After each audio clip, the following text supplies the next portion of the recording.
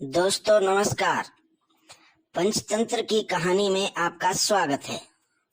आज की कहानी का शीर्षक है शिकार की घोषणा। बहुत वर्षों पहले की बात है कि एक जंगल में कुछ जानवर रहा करते थे। उनमें एक शेर था जो कि जंगल का राजा था। उसकी सेवा में हरदम लोमड़ी, भेड़िया, चीता और चील रहते थे। जंगल के राजा शेर ने लोमड़ी को अपना सचिव, चीता को अपना अंगरक्षक, भेड़िए को अपना गृह मंत्री बना रखा था। इसके अलावा चील दूर दूर की सारी खबरें लाकर राजा को दिया करता था, यानी चील खबरी का काम करता था। इन चारों को भले ही राजा ने अच्छे अच्छे पद दे रखे थे, लेकिन दूसरे जानवर इन्हें चापलूस मंडली कहते थे।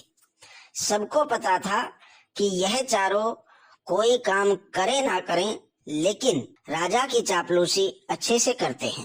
प्रतिदिन चारों जानवर शेर की बड़ाई में कुछ ना कुछ कह देते थे, जिससे शेर खुश हो जाता था। इन सब के चलते जैसे ही शेर शिकार करता था तो अपना पेट भरने तक खाने के बाद वो अपने चारों खास पद में बैठे जानवरों को बाकी का हिस्सा दे देता था। इसी तरह लोमड़ी, भेड़िया, चीता और चील की जिंदगी बड़े ही आराम से कट रही थी।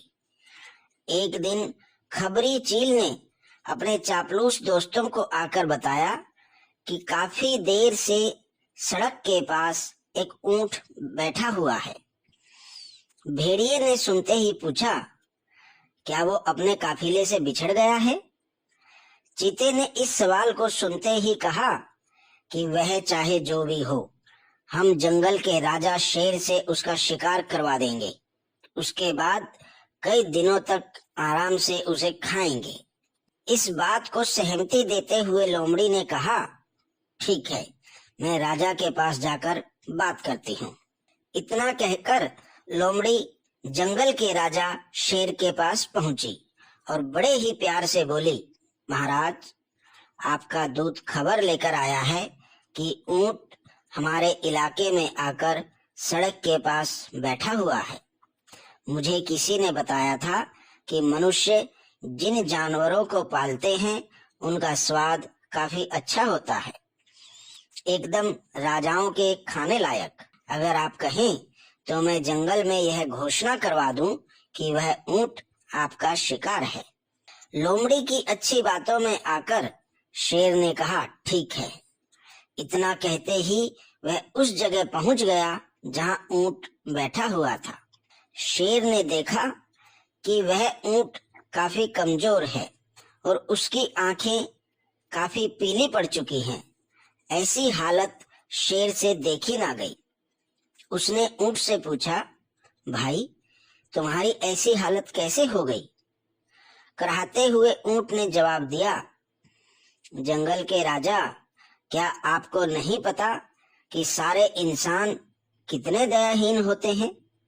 सारी उम्र मुझसे एक व्यापारी ने माल ढुलवाया और अब मैं बीमार हो गया तो उसने मुझे मरने के लिए अकेला छोड़ दिया है।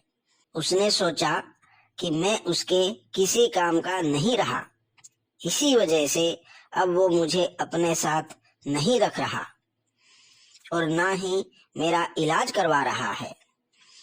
अब आप मेरा शिकार कर लीजिए और मुझे मार दीजिए ताकि मुझे इस दर्द से मुक्ति मिल सके। इन सभी बातों को शेर काफी ध्यान से सुन रहा था और शेर काफी दुखी हुआ। उसने ऊंट से कहा, अब तुम इसी जंगल में हमारे साथ रहोगे। यहाँ तुम्हें कोई भी नहीं मारेगा। मैं घोषणा करवा देता हूँ कि तुम्हारा शिकार कोई जानवर नहीं करेगा। शेर की इस दयालुता को देखकर चारों चापलूस जानवर दंग रह गए। धीमी आवाज में भेड़िए ने कहा, कोई बात नहीं, बाद में इसे किसी तरह से मरवा देंगे। अभी जंगल के राजा का आदेश मान लेते हैं। इसके बाद ऊंट उसी जंगल में आराम से रह रहा था। अच्छे से हरी हरी घास खाते खाते ऊंट एक दिन बिल्कुल स्वस्थ हो गया। वो हमेशा शेर के प्रति आदर भाव रखता था और शेर के दिल में भी उसके लिए दया और प्रेम की भावना थी। अब शेर की शाही सवारी भी स्वस्थ ऊंट निकालता था। वो शेर के चारों खास पदाधिकारी जानवरों को अपनी पीठ पर बैठाकर चलता था। एक दिन चापलूस जानवरों ने जंगल के राजा शेर को हाथी का शिकार करने के लिए कहा। राजा भी मान गया, लेकिन वो हाथी पागल था। उसने शेर को बुरी तरह से पटक दिया। किसी तरह से शेर पागल हाथी से तो बच गया, लेकिन उसे काफी चोट लग गई। अब बीमार शेर बिना शिकार किए किसी तरह से अपनी जिंदगी जीने लगा। उसके सेवक भी भूखे थे।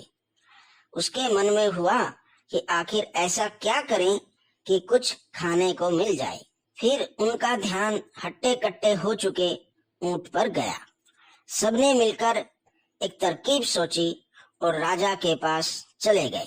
सबसे पहले भेड़िए ने कहा, महाराज, आप कितने दिनों तक भूखे रहेंगे? मेरा शिकार करके मुझे खा लीजिए, आपकी भूख मर जाएगी। फिर चील कहने लगी, राजा साहब, भेड़िए का मांस खाने के लायक नहीं होता है, आप मुझे खा लीजिए। चील को पीछे धकेलते हुए लोमड़ी बोली, तुम्हारा मांस इनके दांतों में ही लगकर रह जाएगा, आप इसे छोड़िए, मुझे खा लीजिए। एकदम से फिर चीता बोला कि इसके शरीर में आपको सिर्फ बाल ही मिलेंगे, आप मुझे खाकर अपनी भूख मिटा लीजिए। ऊंट उन सब चापलूस जानवरों के नाटक को समझ नहीं पाया, जिसके कारण उसने भी एकदम से कहा, महाराज, मेरी जिंदगी तो आपकी दी हुई है, आप इस तरह भूख से क्यों मरते हैं? आप मुझे ही खा लीजिए। चारों चापलूस जानवरों को तो इसी बात का इंतजार था। उन्होंने एकदम कहा, ठीक है महाराज, आप ऊंट को ही खा लीजिए। अब तो ये खुद ही कह रहा है कि मुझे खा लो, और इसके शरीर में मांस भी काफी ज्यादा है। अगर आपकी तबीयत ठीक नहीं लग रही है तो इसका शिकार हम कर देते हैं।